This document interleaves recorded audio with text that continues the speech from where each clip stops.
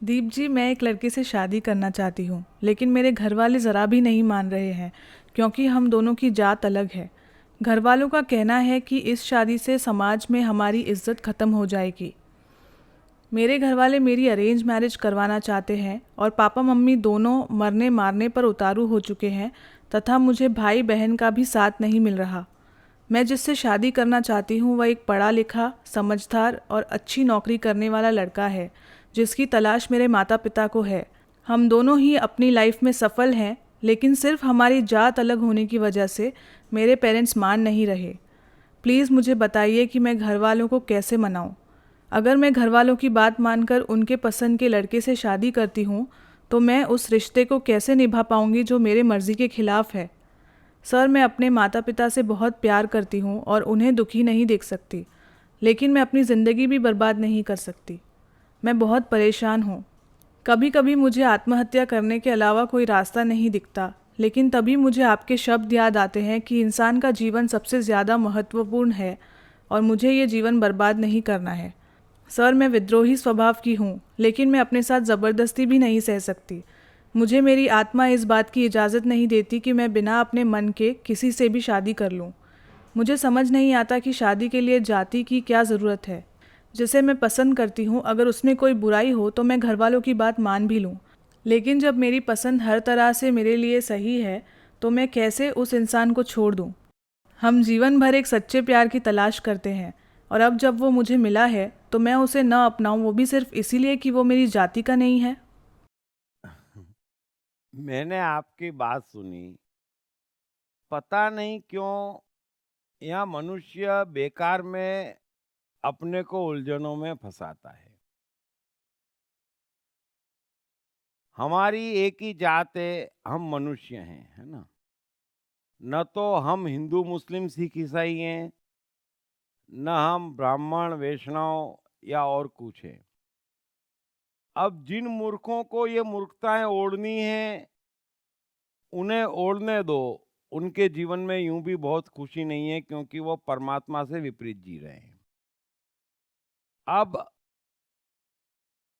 आप कह रही हैं कि आपको एक लड़के से प्यार है, वो वेल सेटल है और अच्छा लड़का है, और आप दोनों एक दूसरे के साथ खुश हैं, तो बात तो वहीं समाप्त हो गई।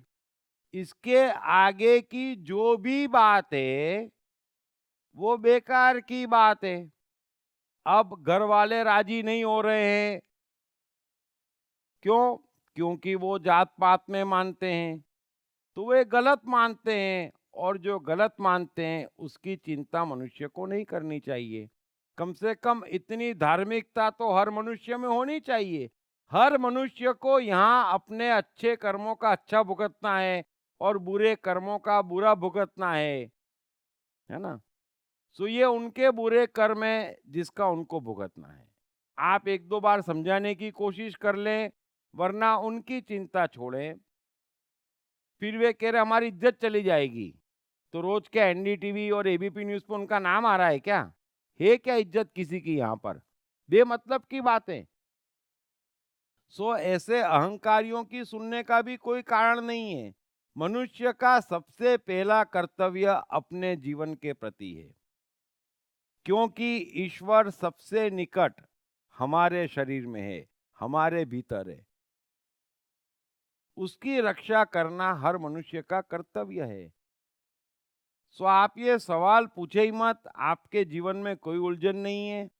अब आप कह रही हैं कि मैं माता-पिता का दुःख भी नहीं देख सकती, तो उसका आपके पास इलाज क्या है? आप उनको दुःख नहीं दे रही है, दुःख उनको उनकी गलत सोच, उनका अहंकार दे रहा है, जिसमें आपका कोई दोष नहीं है। आप दूसरी जगह शादी करेंगी तो बर्बाद हो जाएँगी, और उससे आपके माता-पिता को कोई खुशी नहीं होने वाली। हाँ, 2-4 दिन के लिए उनके अहंकार को तृप्ति मिल जाएगी, जिसकी कोई कीमत नहीं है।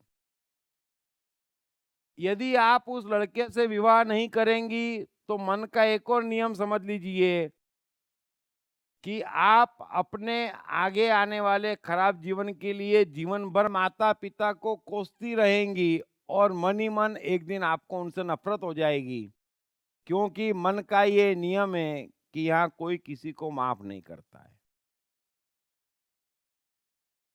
आप विवाह कर लेंगी, खुश रहेंगी, तो वे आपके माता-पिता हैं और हर माता-पिता को अपनी संतान प्यारी होती है। तुरंत ही वे सब बातें भूल जाएँगे और एक दिन सब सेट हो जाएगा। सो दुनिया के किसी भी कारण से और किसी भी वजह से आपके पास दूसरा ऑप्शन नहीं है। 2-4 बार समझाने की कोशिश करें और चट मंगनी पट ब्याह कर लें, कोई आपको रोकने वाला भी नहीं है और आपके पास इसके अलावा दूसरा कुछ करने का उपाय भी नहीं है। सो सोचे भी मत। और एक और चीज़ हर मनुष्य को समझ लेनी चाहिए कि जो है वो है और जो करना है वो करना है, उतना ही उसके हाथ में है। उसके बाद में चारों ओर क्या होता है, किस पे क्या गुजरती है, ये उसकी चिंता का विषय नहीं है। कदम दृढ़तापूर्वक मनुष्य बढ़ा ही नहीं पाता है, जीवन के सत्य समझता नहीं है और अकारण दुखी होता है। सो उम्मीद है आप मेरी सारी बात समझ गए होंगे। Thank you very much. Krishna, मन और जीवन के मास्टर। कृष्णा एक प्रेमी, एक कलाकार, एक गुरु, एक राजनेता, एक व्यवसायी। कृष्णा शून्य से सृजन करने का एक श्रेष्ठ उदाहरण। कृष्णा जो कठिनतम परिस्थितियों में भी हंसते हुए जीने की कला सिखाते हैं। कृष्णा जिन्होंने जीवन का हर युद्ध जीता। दीप त्रिवेदी द्वारा लिखित किताब मैं कृष्ण हूँ।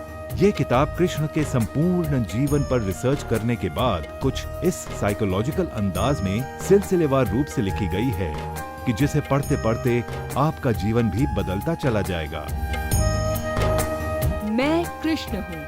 ये किताब अंग्रेजी, हिंदी, मराठी तथा गुजराती में एक साथ atmanestore.com साथ ही सभी प्रमुख ई-कॉमर्स साइट्स पर भी उपलब्ध है।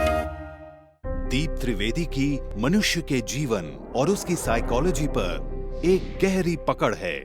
मनुष्य जीवन के विभिन्न पहलुओं पर सर्वाधिक चर्चा करने का रिकॉर्ड भी उन्हीं के नाम पर है। मनुष्य जीवन का ऐसा कोई पहलू नहीं जिस पर उन्होंने खुलकर चर्चा ना की हो,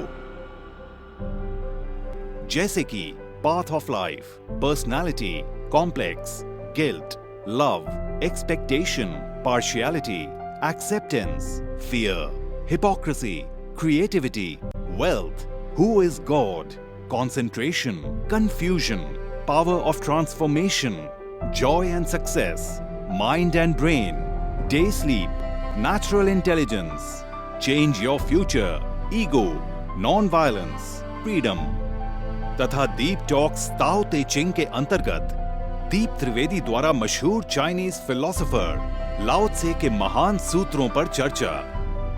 परिचय, समय, मन, सफलता, संकट, धर्म, राजनीति और दीप टॉक्स भगवद गीता के अंतर्गत जीवन की किसी भी समस्या से निपटने के लिए दीप त्रिवेदी द्वारा भगवद गीता के संपूर्ण 18 अध्याय पर चर्चा।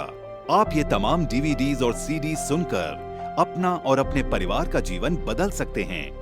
ये तमाम डीवीडीज और सीडीज आत्मन ई स्टोर तथा अन्य सभी ई कॉमर्स साइट्स पर उपलब्ध हैं। हर बच्चे में सफल और महान बनने की संभावना छिपी होती है। सवाल बच्चे द्वारा अपनी प्रतिभा को निखारने का तथा सही परवरिश पाने का ही होता है। दीप त्रिवेदी द्वारा लिखित रोचक ग्राफिक बुक्स पढ़िए। The story of Thomas Edison, अनपढ़ एडिसन के महान वैज्ञानिक बनने की दास्तान। नॉटिनेस टू ग्रेटनेस, स्टीव से स्टीव जॉब्स बनने की कहानी। हॉटी टू डॉन्टी, चाइल्ड साइकोलॉजी समझने हेतु शेर के बच्चे की कहानी। न सिर्फ बच्चों बल्कि हर माता पिता व टीचर के लिए भी आवश्यक ग्राफिक बुक्स हिंदी तथा अंग्रेजी में आत्मन ई स्टोर तथा अन्य सभी ई कॉमर्स साइट्स पर उपलब्ध।